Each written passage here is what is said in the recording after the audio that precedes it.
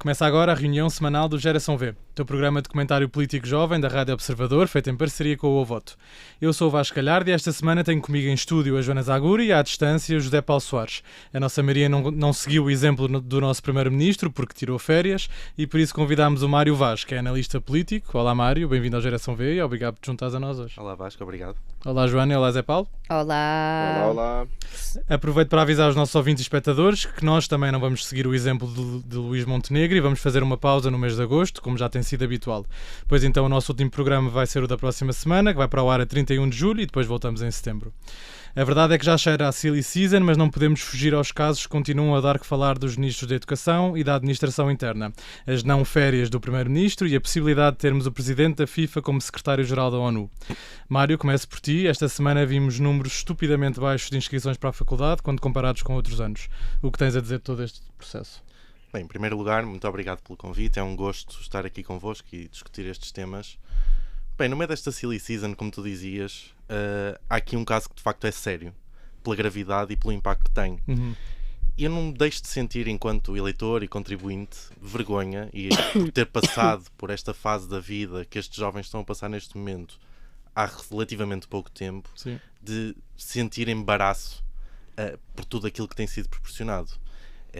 Nós temos que perceber que neste momento há milhares de jovens e as suas famílias cujo caminho académico e principalmente no secundário é muito virado para aquele momento do exame, que chegam aqui e veem as suas expectativas completamente frustradas. E o futuro agora é uma incógnita quase, não é? Exatamente. Eu acho que aqui essa é a minha primeira questão em relação à reação política que o Ministro da Educação teve relativamente a este caso. Penso que... A desvalorizar. Achaste... Não iria tão longe. Eu diria que no tipo de comunicação e na escolha das palavras e da cadência, na sequência da sua comunicação, Teve momentos infelizes, sim. vimos o ministro muito focado no processo. Porque isto nós falamos de reforma, mas isto não é bem uma reforma, isto é uma mudança de processo, é uma digitalização de um processo.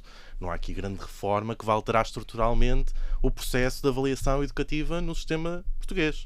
Portanto, mesmo que isto tivesse corrido perfeitamente bem, no final do processo nós teríamos o mesmo, os exames iguais, com um tipo de avaliação igual, só que corrigidos digitalmente. Ponto final. Tem a questão de os alunos poderem consultar a correção digitalmente. Sim, pronto. Tem esse pequeno ganho. Mas o ministro foca-se muito nesta questão processual da digitalização, do que é que correu bem, o que é que não correu bem, o que é que o Educa fez bem, o que é que o Educa não fez bem, se o presidente da Educa está de férias, se não está de férias, como se a operação do organismo se esgotasse no seu presidente. E demorou muito tempo a ter uma palavra para os alunos. E eu penso que esse é o grande problema neste momento, não só deste ministro e deste ministério, mas na ação política do governo como um todo, que eu vejo a ter esforços meritórios, diria eu, de tentativa de reforma em várias áreas. Vemos isso com o pacote laboral, vemos isso com reformas ao nível do Ministério da Presidência, também na educação. O problema é que não há aqui um fio condutor e uma comunicação política coerente que seja identificável ao nível do eleitor médio que não acompanha estes temas de forma contínua, perceber, por exemplo, ligando a televisão um dia, vendo o caos que existe com os exames e perceber o porquê desta reforma. E isso leva a que as pessoas comecem a pensar mas então porquê é que está a mudar uma coisa que sempre funcionou? E isto é um espelho um bocado de Portugal hoje em dia, na minha opinião. Sim. Que é, se está tudo bem como está, Porquê é que se vai mexer? para que mudar? Sim. E aqui é o que falta ao governo, na minha opinião, é uma explicação do porquê mudar. E isso vê-se em várias áreas de governação e o Ministro da Educação é a mais recente vítima de um governo que tem tido vários escândalos ao longo da sua vida política. Muito bem, Joana. Eurico Brilhante Dias acusou Fernando Alexandre de negligência e meteu-o no mesmo patamar da Ministra da Saúde. Concordas? Meteu no mesmo patamar da Ministra da Saúde. Acho que são duas questões completamente diferentes. Sim, mas esta parte da negligência. Eu percebo, é uma declaração política. É uma declaração política, vale o que vale. Acho que a situação fala por si. Eu sei que este tema já vem repetido porque foi falado a semana passada. Nós não Sim, tu não tiveste, por isso exatamente, quero ouvir a tua eu não opinião. estive cá. Acho que a Ministra, quer dizer, se formos comparar à Ministra da Saúde, também podemos comparar à Ministra do Trabalho. A quantidade de ministros neste governo que se multiplicam pela sua incompetência é uma coisa absolutamente extraordinária. Mas, tirando isso, eu acho toda esta discussão, e o Mário trouxe essa temática agora, de uma resistência à reforma, tem muito mais nuances do que aquilo que se diz. As reformas são boas. As reformas não são coisas más. A digitalização, a adaptação do ensino às novas tecnologias é importante. Aliás, é importantíssimo, é essencial. Ser minimamente bem feito também. E aqui não há mínimos. Sim. Aqui não há mínimos. Não há mínimos. Não foram cumpridos os mínimos. Todas as questões ao longo, a timeline é absolutamente extraordinária, porque é uma a seguir à outra, é uma a seguir à outra. Eu não consigo sequer compreender este modelo de digitalização, para começar. Acho que se tem falado pouco sobre isso, tem-se falado pouco sobre isto, porque eu acho que, no fundo, este modelo de digitalização que implica digitalizar papel, é só multiplicar mais papel, e era um bocadinho evidente que isto ia correr mal.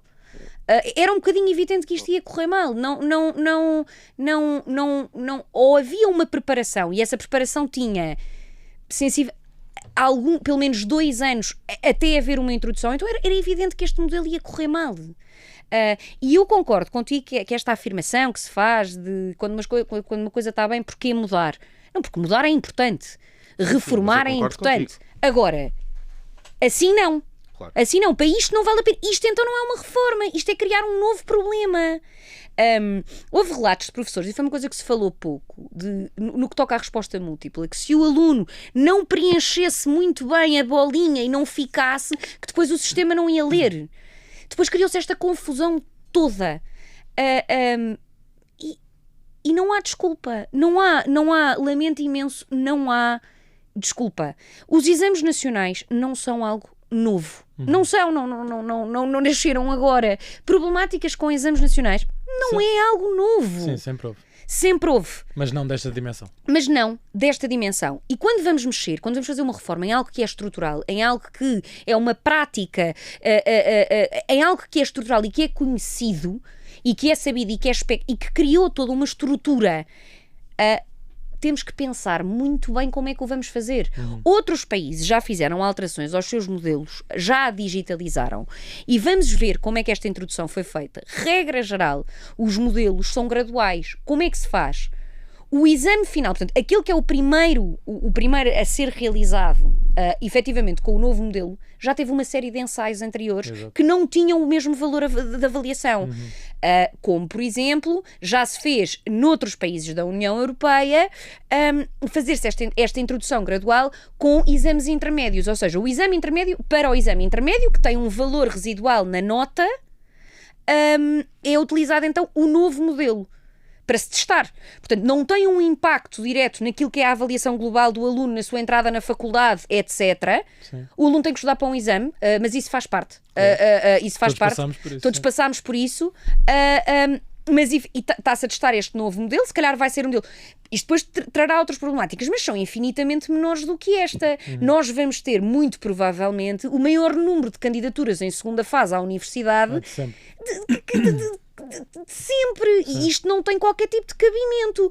Concordo contigo quando se fala sobre não houve uma palavra dada aos alunos, só no final é que o ministro se dirigiu aos alunos. E também concordo contigo e revejo-me naquilo que tu estavas a dizer, que isto é um momento que é preparado ao longo de um ano, mas principalmente desde o início do secundário. Mas depois daqui não falamos sobre o ponto essencial. É que nós vivemos num país em que o critério mais importante de acesso à universidade é o exame nacional. O exame nacional, depois dependerá da proporção se o aluno anulou. Agora, nenhum aluno entra na faculdade sem exames nacionais. E, portanto, não estamos a afetar só a realização de uns exames. Não. Nós estamos a afetar uma questão sistémica. E, em vez de se levantar aqui a questão como como já foi falada no passado, sobre são ou não os exames, devem ou não manter-se os exames como o principal critério de acesso e de uniformização do ensino, tendo em conta as diferenças. Sim, para fechar, e ninguém abre esta discussão. Acho que o ministro termina a frase a dizer: se isto tivesse corrido muito mal, certamente poria o meu lugar à disposição. Então se isto não correu muito mal, então isto correu como? E dizer só, depois dando a palavra provavelmente ao Zé Paulo, dizer só... falta muito jogo de cintura a este governo. Já se demitiram ministros por menos. E às vezes, por muito que eu acho que haja aqui graves erros e uma questão de responsabilidade política muito, muito, muito grave, há também uma questão política, uma questão de responsabilização perante as pessoas.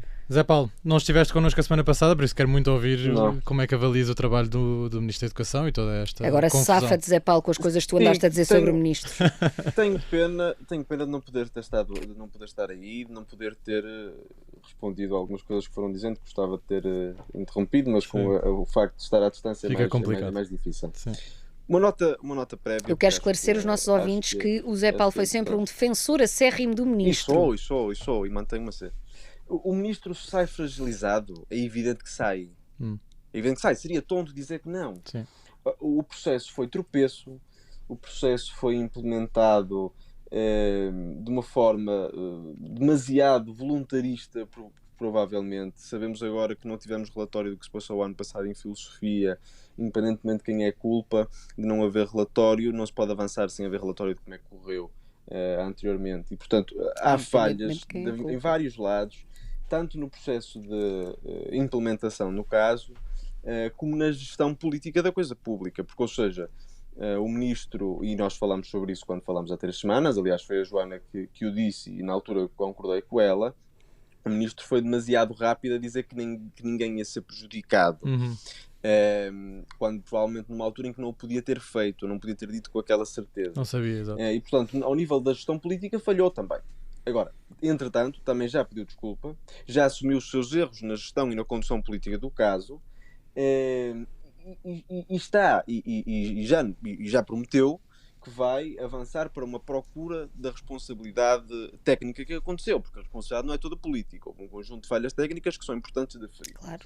Agora, mesmo fragilizado, parece-me que o Ministro tem condições para continuar e deve continuar, porque deve terminar não só este processo, porque, ou seja, não fazia sentido agora, antes da entrada destes alunos no ensino superior, estar a mudar a liderança do caso, como deve continuar um conjunto de reformas que estão em causa. A alteração no RGES, a criação de novas universidades ao longo dos próximos meses e anos, o novo regime de bolsas e de alojamento, que aliás gostava que tivéssemos tido a oportunidade de discutir o atraso que está a acontecer este ano no pedido de bolsas, novos currículos, um novo organograma no caso do Ministério, muitas coisas que têm sido aliás faladas nos últimos dias pelo ex-ministro Nuno Crato, que acho que tem tocado em pontos essenciais ao longo disto, porque a digitalização que aconteceu tem vantagens. Eu discordo da Joana, acho que tem vantagens na justiça com que as provas são corrigidas, tem vantagens para os professores também, porque bem implementada garante menos chatiços aos professores terem que transportar os exames por sua conta e risco.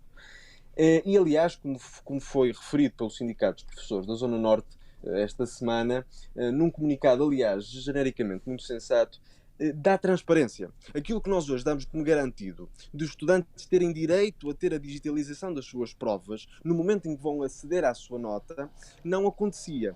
Sim. E isto é uma vantagem evidente deste processo em que está.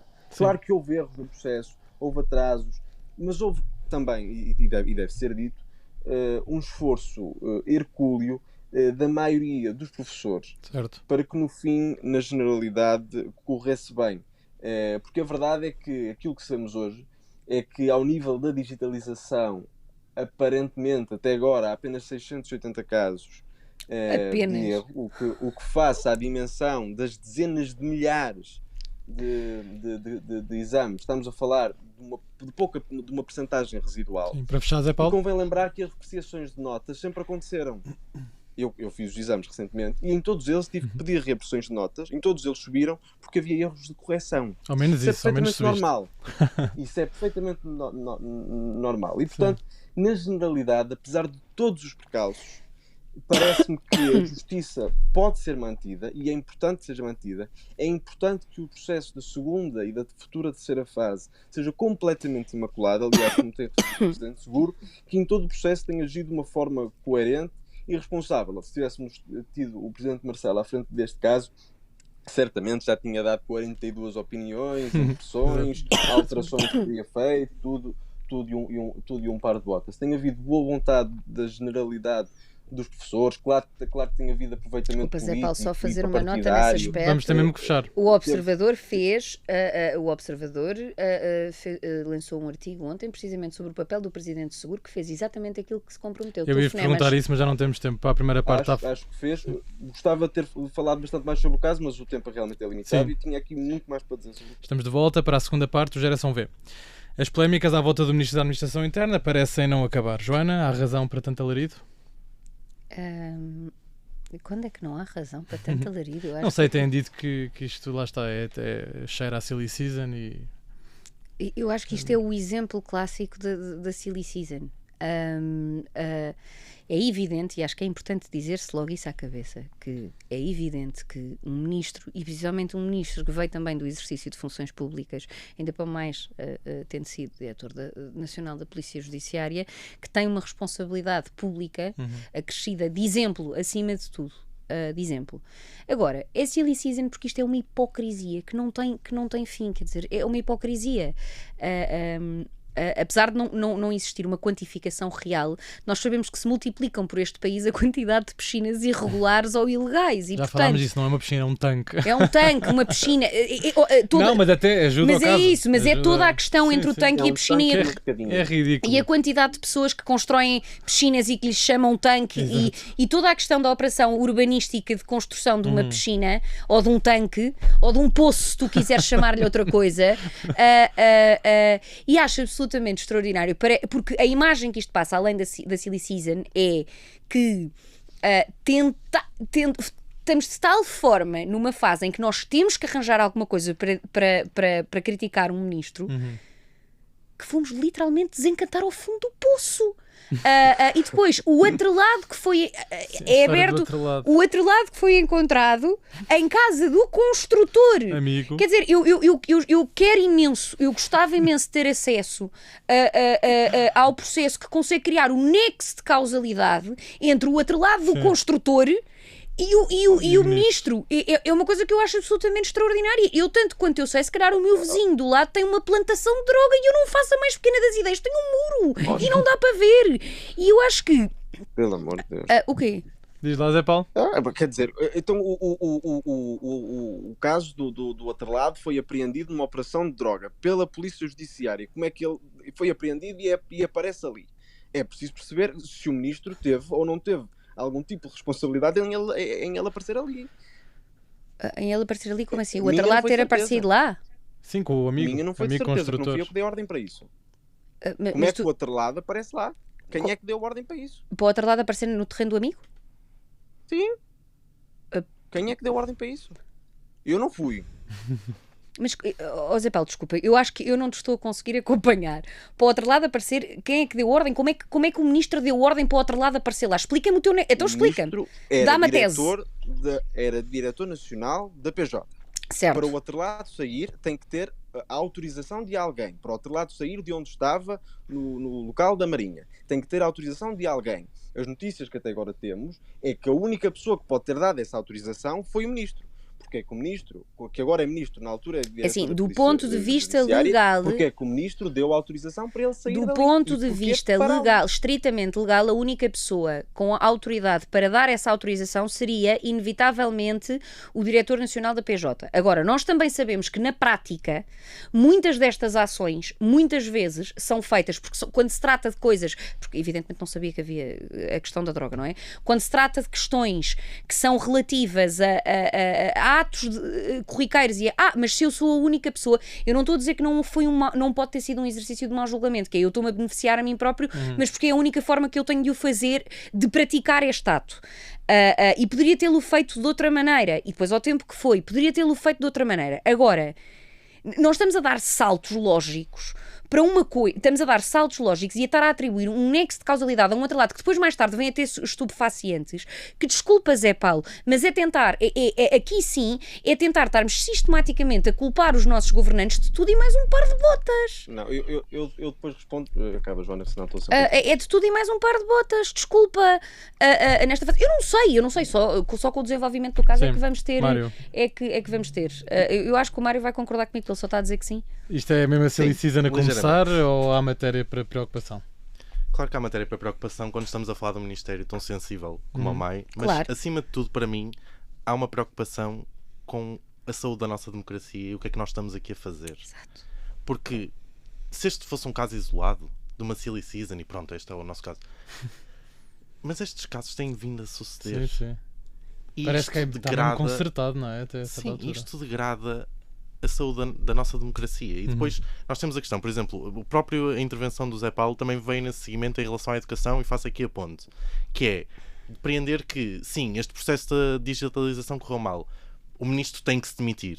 Isso não é verdade. Isso não funciona assim. O ministro tem reformas para fazer e será avaliado, como o governo como um todo será avaliado no momento eleitoral.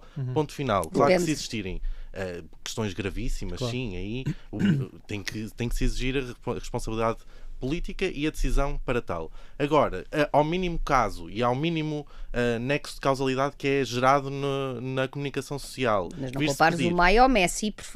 Isto dito exato, assim, assim. Exato, não compares o Messi, o MAI ao Ministro da Educação. O MAI ao Ministro da Educação. Eu não estou a comparar os dois, estou a comparar, no fundo, estou aqui a analisar uma tendência subjacente a isto tudo, que é este nosso ambiente político-mediático que degrada, de facto, a saúde. Mas nós aí estávamos a concordar os dois. E aqui a pergunta é, são os nossos políticos todos uns prevaricadores? Todos, porque no governo anterior também tínhamos esta questão, não é? Todos os dias tínhamos os casos e casinhos, não é? Não. E, portanto, são todos os nossos políticos são prevaricadores e cometem constantemente atos ilícitos de natureza variada? Ou será que temos uma comunicação social e um olho público que escrutina de uma forma que chega a ser absurda? E que então, aí, volta à pergunta que já fizemos aqui várias vezes. Então quem é que vai querer ir para lá? Pois, se de repente uma coisa que fez há 20 anos atrás, que passou numa rua, ou teve um construtor que tinha um atrelado em casa, que tinha estupefacientes e que são...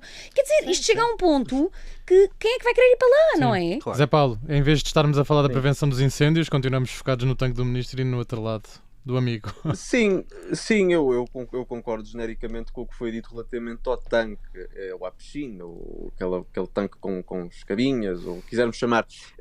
Acho que a discussão não é apenas essa, porque ao que parece aquele tanque, mesmo que fosse um tanque, não podia ter sido construído ali, mas pronto. Ou seja, essa discussão é uma discussão completamente lateral. Acho que até podemos falar de devassa da vida privada, com drones a sobrevoar a casa, sim, etc. completamente. Isso, acho que tudo isso era uma discussão, e foi uma semana de uma discussão completamente inócua. Olha, o senhor que dê a água para os incêndios do seu tanque, quer dizer, por amor de Deus. Agora já sabemos estar lá o tanque, se for preciso ir lá buscar o helicóptero de água. Não tira muita água, mas sim. Sim, também não é muito, é verdade. Agora, a questão do outro lado, acho que é uma questão completamente diferente. E acho que é um caso potencialmente gravíssimo. Estamos a falar de um outro lado que é apreendido numa busca, num caso de tráfico de droga. Mas aqui, o caso de ser tráfico de droga não me parece ser o relevante. Esse atrelado vai parar ao sítio onde normalmente eles são guardados, que é junto à Marinha. Pode acontecer, e eu vi um artigo esta semana, não sei se do Expresso, do Observador, que explicava quais são as razões para poder sair de lá. Pode acontecer, pode justificar-se que saia.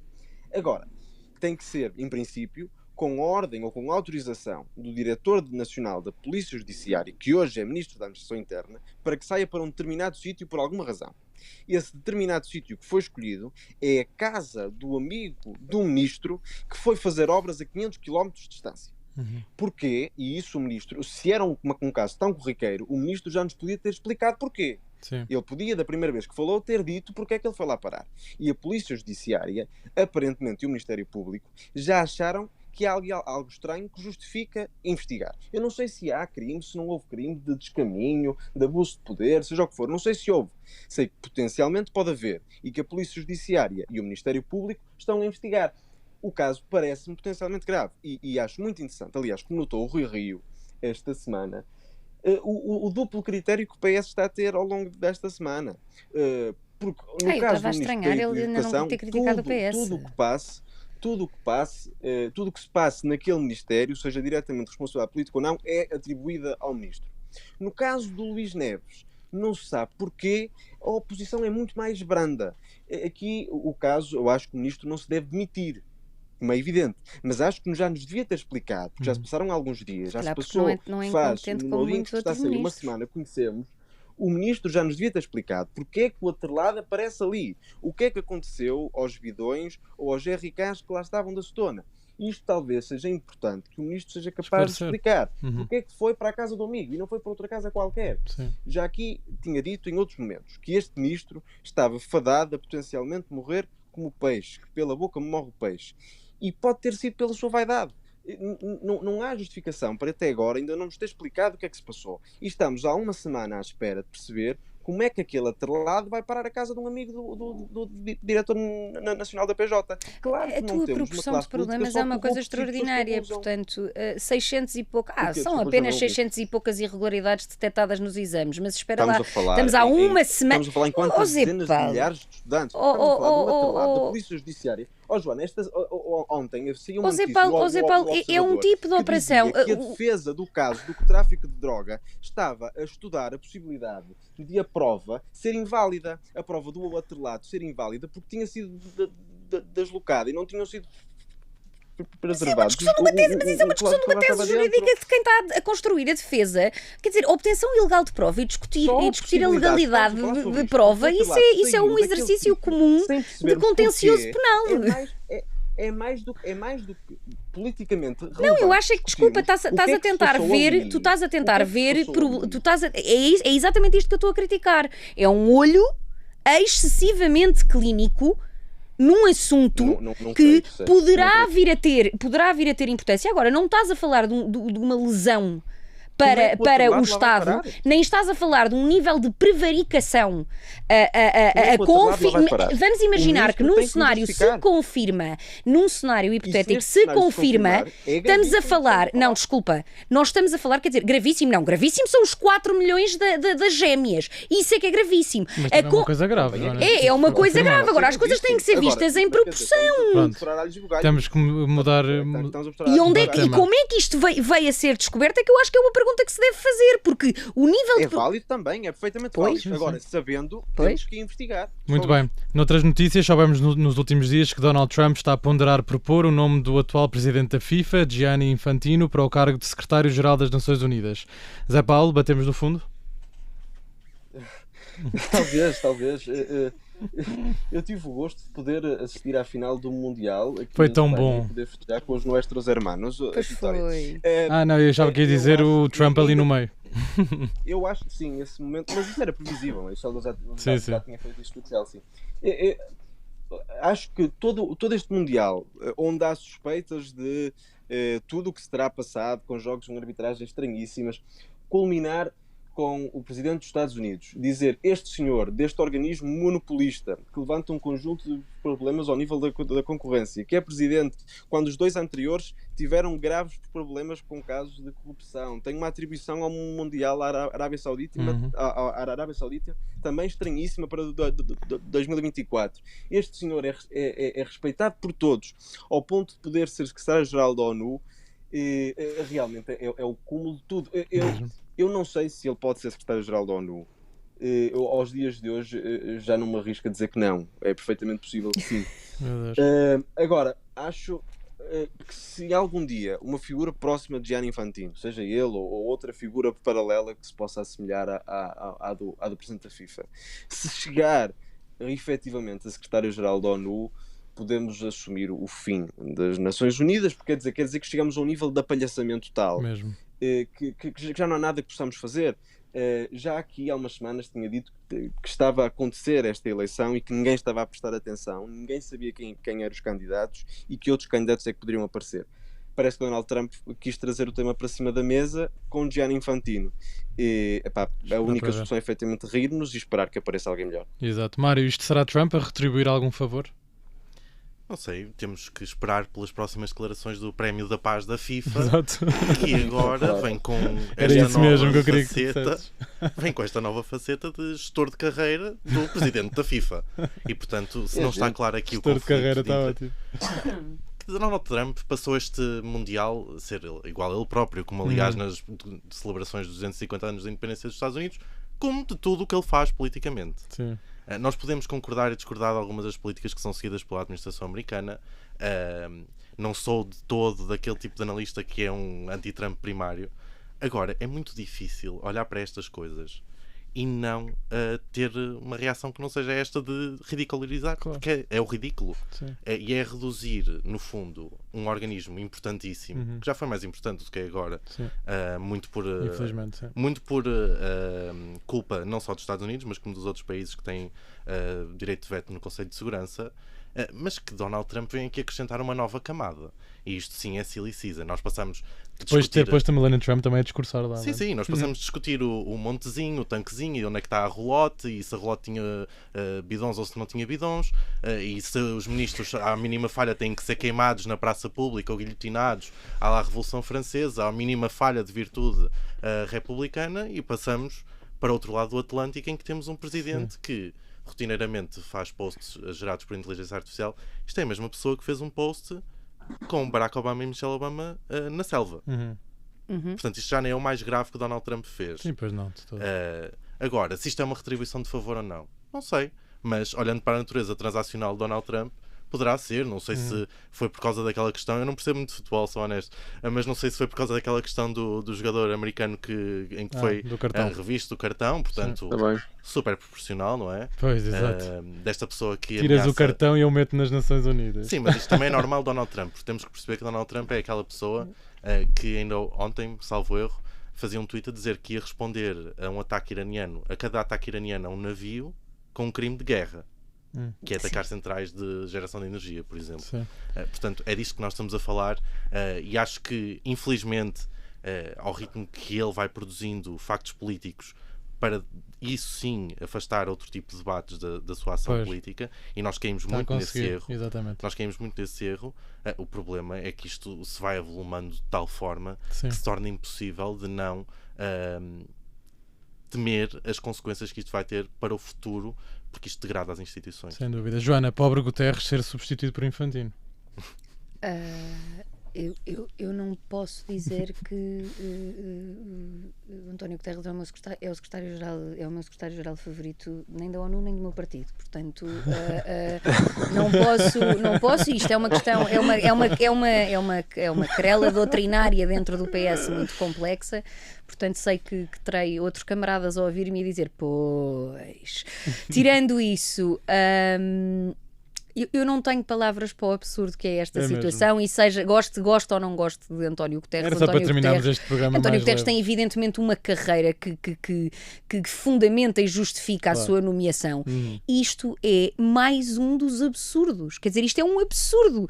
Eu em off há pouco falava com o Mário e dizia assim, mas desculpa lá, acabei de ver e rever o currículo do senhor. O senhor a vida dele é futebol. Como é que esta pessoa está minimamente preparada? Eu não estou com isto a dizer que... Agora, a atribuição a propor as pessoas para este tipo de cargos presume que a pessoa até tenha algum tipo de interesse. Pois. Não é que tenha demonstrado ao longo da sua vida profissional interesse. Quer dizer, o interesse desta pessoa tem sido ao longo da sua vida futebol. O que está tudo bem, é o interesse dele. Agora... É ótimo. Segundo, eu não gosto, mas isto é o absurdo. Só que nós vivemos em absurdos e, portanto, eu aqui já estou como o Zé Paulo. Se isto chegar a acontecer, eu já não fico surpreendida. A minha pergunta é, quanto mais absurdos nós acumulamos, onde é que nós vamos parar? Quando é que isto para e como é que se põe, como é que se para isto? Porque esta parte do filme não está a correr bem. Não tá. Joana, tens 30 segundos para falar sobre as não férias do Primeiro-Ministro. Eu sei que querias dar aqui uma nota. Muito bem. Estás muito triste ou não? Coitadinho do nosso Primeiro-Ministro. Estou super triste pelo nosso Primeiro-Ministro. Adoro, estou super triste. Acho que é super injusto que ele não possa apanhar descansar. Na praia. Queria imenso apanhá-lo na praia para podermos conversar. Não sei que praia que ele vai, portanto estou a brincar. Também não. Acho que é um número político. E acho que é um número político que lhe pode... barato. Olha, obrigada, tiraste-me as palavras. É populismo barato. Eu não vou de férias porque vou estar aqui junto dos portugueses. É que já nem é the oldest trick in the book, não é? É só tipo, está bem, Luís, mas os teus ministros vão, os teus secretários de Estado vão. E bem, diz José Paulo. E portanto, é um número político, é aquele populismozinho barato. O próximo lema de campanha da AD será deixem Luís descansar. Pronto, Olha, excelente, Mário. Se para acabar foi ótimo. Está feito o programa de hoje. Obrigado. Bom título. Sim, bom título. Obrigado aos meus comentadores, Vanessa Aguri, José Paulo Soares e Mário Vaz. Até para a semana. Até para a semana, obrigada. O Geração V é uma parceria entre o Avoto e a Rádio Observador. Podes ouvir-nos na rádio, em podcast e ver-nos em vídeo no YouTube. Eu sou o Vasco Galhardo. Muito obrigado por estares desse lado. Tudo a correr bem e até para a semana.